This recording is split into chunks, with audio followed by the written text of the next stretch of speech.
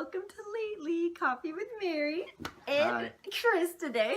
He's joined me again. It's actually the evening. We have all of our kids in bed because there's no way we could do this in the midst of the day with all of them running around. So we're spending our evening with you, and I'm so glad that you're joining us.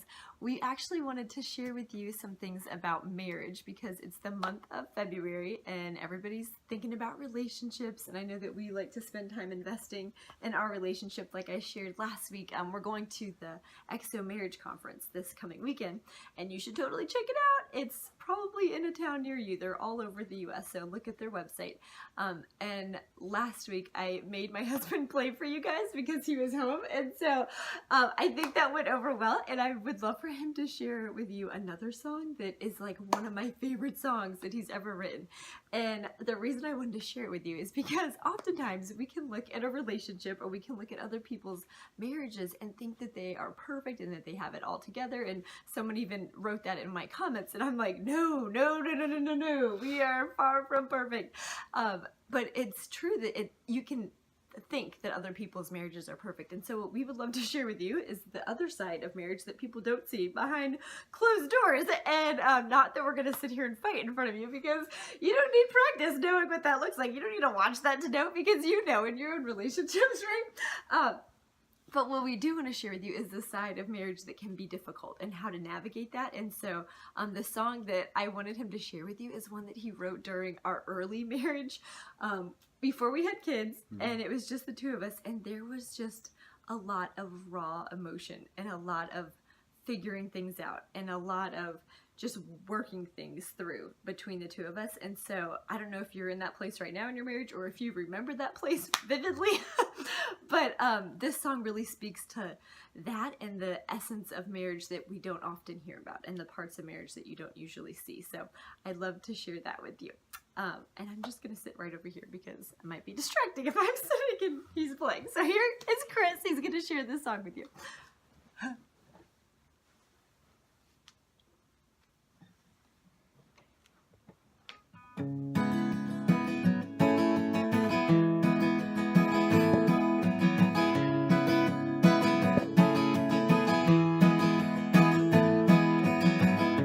I have met my match, not ashamed to tell you that it's more than I can bear, to look across the room and see you hurting there.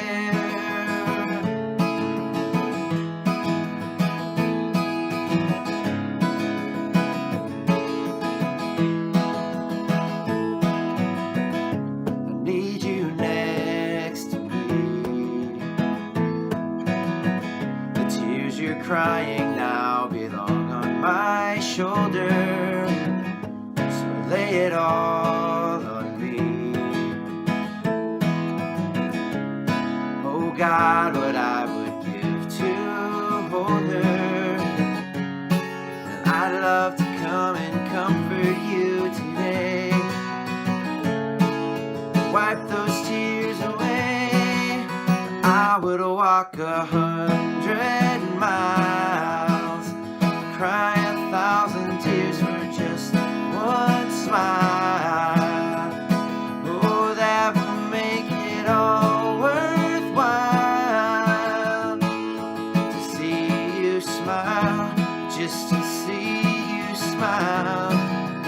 I would swim the farthest ocean, fight through all the storms of raw emotion, and give you all of my devotion, and hold your hand through every trial, just to see you smile.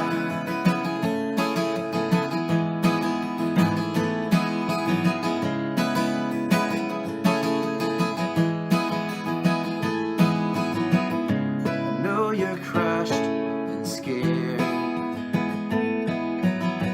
but you can trust me with the pain you're hiding. This burden's better shared. help you slay the fear you're fighting.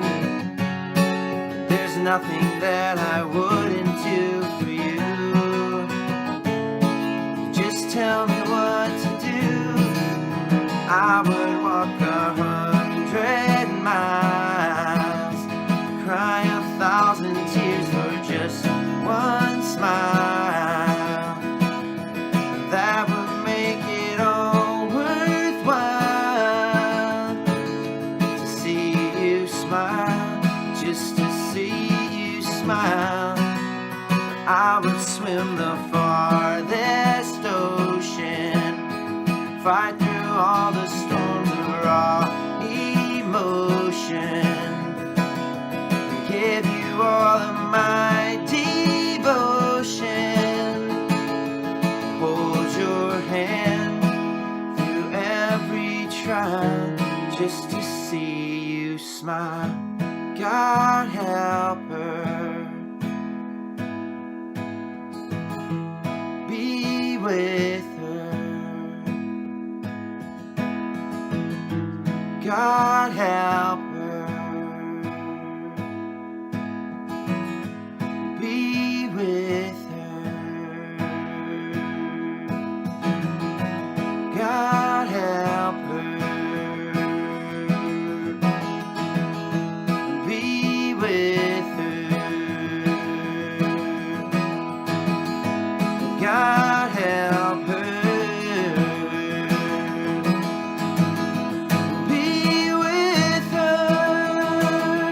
I would walk 100 miles, cry 1,000 tears for just one smile. Oh, that would make it all worthwhile.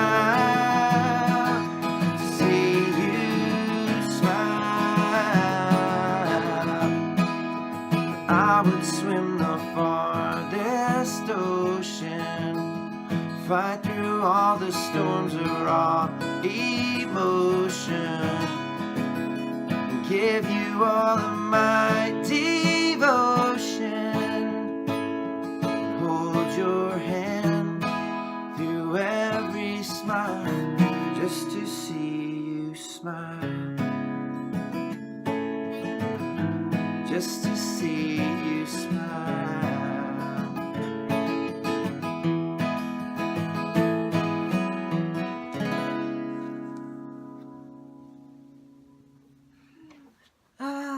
So good.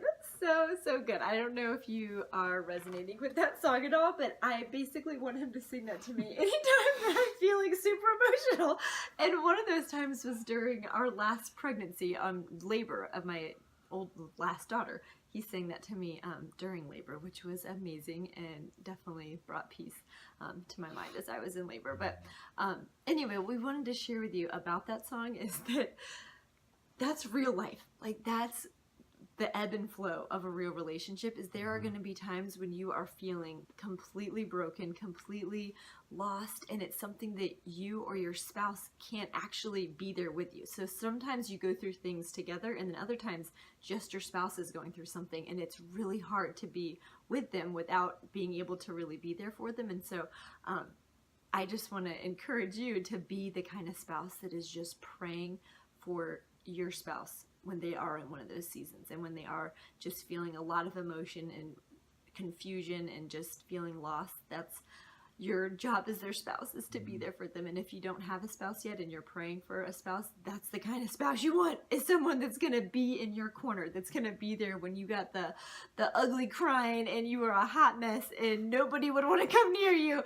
That's what you want, is someone that's going to be over there praying and singing over you while you're just lost and wanting some consolation. And so I feel like that's what that song is for us. So what we would love to share with you now is some of the things that we have learned in the 11 plus years that we've been married, ways that we've recognized that we could be healthier together, because we're both sinful people. We're both flawed individuals, and then you come together in a marriage and it can get real messy real fast if nobody's trying to become better, right? If we just stay the way we are when we meet each other and stay in our own selfish ways, then it won't work and it won't last. And so you really do have to continue to grow in order for your marriage to grow and for your marriage to be healthy. And so these are some of the ways that we have helped our relationship to become more healthy, but we are by no means perfect and we are continuing to grow. And that's why we're going to the marriage conference this weekend, because we need to continue to grow. But we'll just give you a couple of things that have helped us. So one of those, kind of the contrast that we're going to be drawing is between a stagnant marriage or relationship that's kind of just staying where it's been, where it's always been, not growing, not trying to change anything, but just kind of, this is how it's always been and that's all we got. And so kind of being in that place, because we've been there, versus a thriving marriage where you're really seeking and trying every day to be better individually and together. And so that's the goal, would it to be a thriving marriage. And that's what we strive for and fail often, but we are striving. And so we'll come alongside you as you strive as well. Do you want to go ahead with the first? Yeah, so stagnancy in a marriage is clearly unhealthy. It's what the devil wants in your marriage. He wants you to stay where you are. He wants you to be paralyzed as an individual and as a couple. And obviously God wants you to thrive and grow and become better and change the standard, change your best. Once you've accomplished what the most that you can be, up the ante and allow him to take you to greater heights, both individually and together. So the first contrast is, in a stagnant marriage, each spouse blames the other person. Whereas in a thriving marriage, each individual spouse owns their part in the problem. So like Mary said, we've been married 11 years and we have yet to have a conflict in our marriage that is strictly one person's fault. It's not saints versus sinners, it's sinners versus sinners, and God's made us saints. So we have the authority to be saints, but we don't often make that choice. So even if it's 90% the other person's fault in your mind, own up to the 10% that you know it's that you played as far as contributing to the problem. And on the flip side, if you don't do that, you're going to be stuck right where you are. You're going to be stuck in that particular conflict, and it's just going to be like eternal winter in your marriage. But we found that as soon as one person starts to own their part, well, usually sometimes it's me, it's but usually him first. He's very humble and very quick to let his own guard down. She, like Mary said, she does feed my need for affirmation, so it makes it a lot easier for me to be humble. But when one person owns their part, every time so far, I can't speak to eternity, but so far in 11 years, every time I've owned my part in the problem, she's responded in kind, and then you can start making some progress. Because we got to remember that your opponent is not sitting next to you. You're on the same team. And teammates can struggle with conflict too, but you're on the same team. You should be striving for the same goal, which is a healthy marriage with God at the center. So true. And another point would be that a stagnant relationship avoids or creates conflict. And a thriving relationship resolves conflict. And so I'm not sure what your family life was growing up, but that really affects the way you are in your marriage and in your relationship, what you saw, what you witnessed, and what you learned. And we both grew up in very different homes, and so we had totally different skill sets and ideas of conflict coming into our marriage, and that contributed to a lot of the tears and a lot of the frustration. And we've got to say, your upbringing does not excuse you, because you are going to be flawed parents if you're not already. We're flawed parents. Our parents are flawed parents. There's no excuses. No. Because excuses paralyze. You can't. Excuses just give you a reason to stay where you are. So just because you learned something in your home growing up does not mean that it's fine for you to keep doing it. So even though we had very different upbringings, neither were right or wrong. They just were what we were used to. So to get to a healthy place together, we needed to really work through that. And so when we avoid conflict, which is what I would prefer to do because that's kind of in my nature to do, but also what my family did, so we just didn't talk about things. We don't bring it up, and we don't mention it, and then eventually it goes away, or at least we thought it would go away. But I think we all know that it never goes away when you don't bring it up and you don't resolve that conflict. It's going to come out in a different way. And so that's a very easy way to say stagnant in your marriage, is that when you don't address any of the things that are happening, as well as when you just create conflict by continuing to bring up old things that you've already dealt with. So that's another way that we can stay stagnant. But resolving conflict really comes from being able to address it head on and to speak the truth in love, which is really hard to do. A lot of us can speak the truth and a lot of us can be loving, but it's super hard to do both. Like, to be loving in the way that you're presenting the truth. And so that is definitely a way to actually resolve it, is when you're able to speak the truth in love and to be just confident in your ability to communicate. And that comes from practice, because I was not good at all at communicating when we first got married. I could not talk about my feelings to save my life. Like, he'd ask me how I was doing and I would be like, I don't know what I'm feeling, I don't know anything, and I can't talk about it, I don't want to talk about it. I would just like run away from him. He's like, what in the world is wrong with you? Like, just talk to me.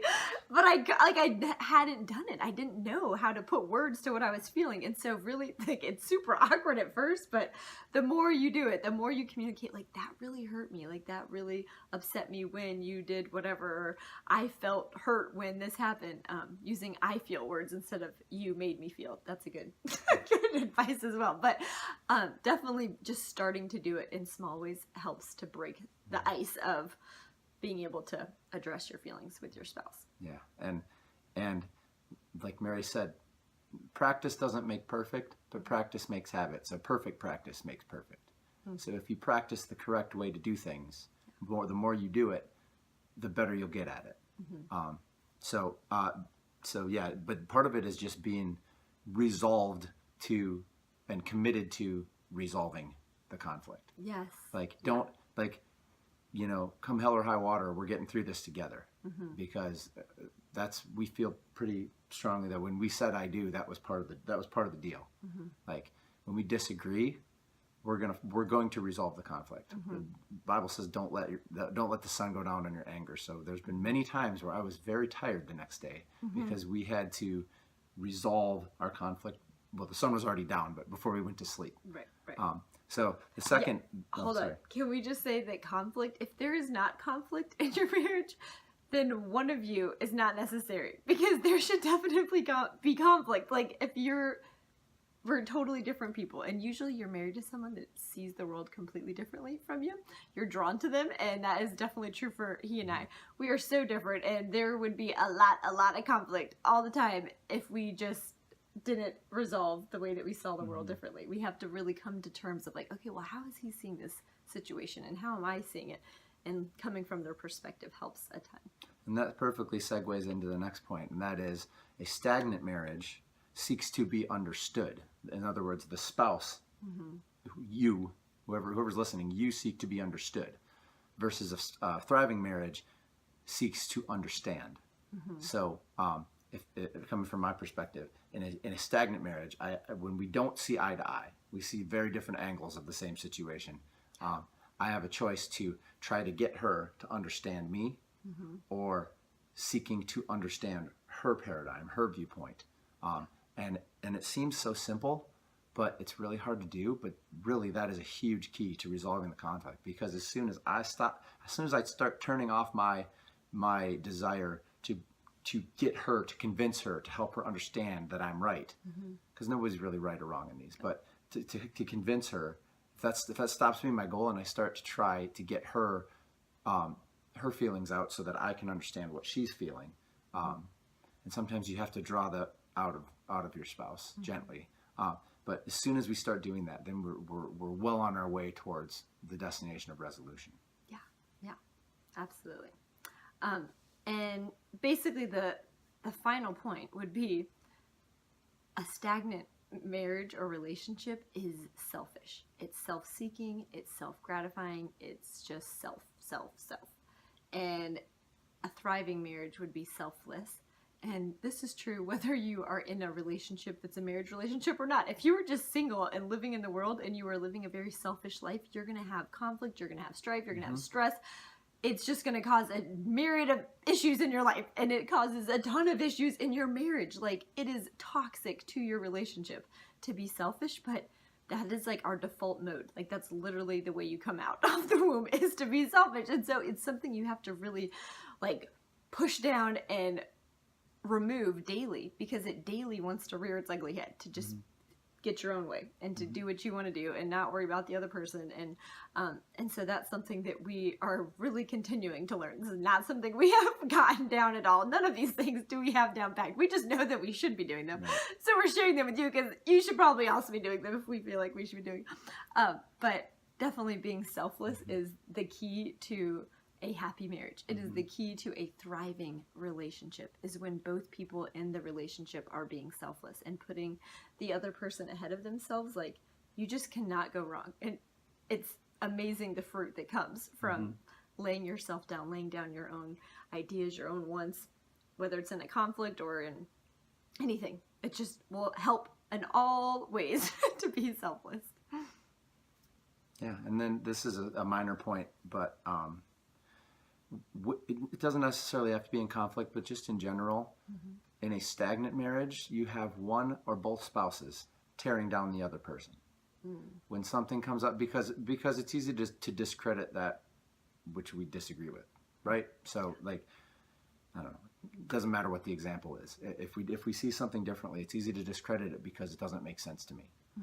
So then our natural way to react to that is to tear down the argument, which usually ends up being tearing down the person. And alternatively, a thriving marriage seeks to build up the other person, because the bottom line is, if you are now, in God's eyes, you are one, and you tear down your spouse, you're tearing down yourself. So when I throw an insult at her, it bounces right back to me, because we're one. So we haven't always done this perfectly, but this is one thing from like the get-go, from day one of marriage, that we have made a big priority is, especially in public, don't tear down your spouse. We've all seen a couple that struggles with that, that's working through that, and it's not pretty, and it doesn't reflect well on either person. So that's just kind of goes with the selflessness part, but swallow your pride, because humility is a characteristic of a thriving marriage, and pride is a characteristic of a stagnant marriage too. Yes, 100%. If you're going to be selfless and you're going to be humble, like, be humble and selfless enough to build up your spouse, even when, you know, as Mary said, they're ugly crying. They don't, what they're doing doesn't appear, it's not beautiful. I'm not saying the person, but what they're doing is not beautiful. You know, the old adage, if you don't have something nice to say, don't say anything at all. That's probably pretty wise for a marriage, especially in public. That doesn't mean don't bring it up to each other, because, and this is one thing that Mary has been excellent at this from day one. She self-deprecated a little bit about like her ability to deal with conflict and stuff early on, but from day one she's been really, really good and really committed at not putting me down in public, and I can't tell you how much that means to me. And that doesn't mean she never brings up the things that I do that need to be improved, but she's been very gracious and graceful to bring that up to me privately behind closed doors.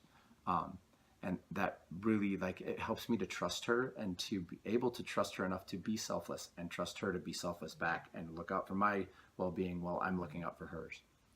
Yeah. Oh, so sweet. Thank you.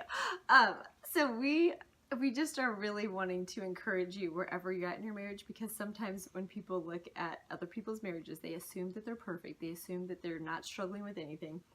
And although we didn't give you like specific examples of things we struggled with, I think you can glean and read between the lines of there's been many fights, there's been many disagreements, there's been many places where we just locked horns and didn't want to, you know, let the other person win that argument or whatever the discussion was. And it's so unfruitful and it's so frustrating and annoying and all of those things, but that is normal. That is common. That is what every marriage is like. And if it's but you want to have an uncommon marriage. That's right. You want to have one. You don't want to settle for normal, because God has better than normal for you if you'll take it. And so just to close this down, our apologies that this is a little longer than the usual video. Part of that is the song. But this is, I mean, a really important thing for people to hear, I think. And and this is not something that we're speaking of in hindsight. We're in it too. Yes. And we have good days and bad days, and good disagreements and bad disagreements. But we just want to encourage you that what you're struggling with is nothing different than what pretty much every marriage is struggling with. Now, you might struggle more with a certain thing than other people do, and they might struggle more with a different thing than you do, but these struggles are common. But that doesn't mean that they're okay to let stay the way they are. Right. So don't be satisfied. Keep moving on. Keep getting better. But these are just some strategies that we've found really helpful because everybody's going to fight. Everybody's going to have conflict, but this is how you can fight fair and how you can how the fight can be productive instead of destructive. All right.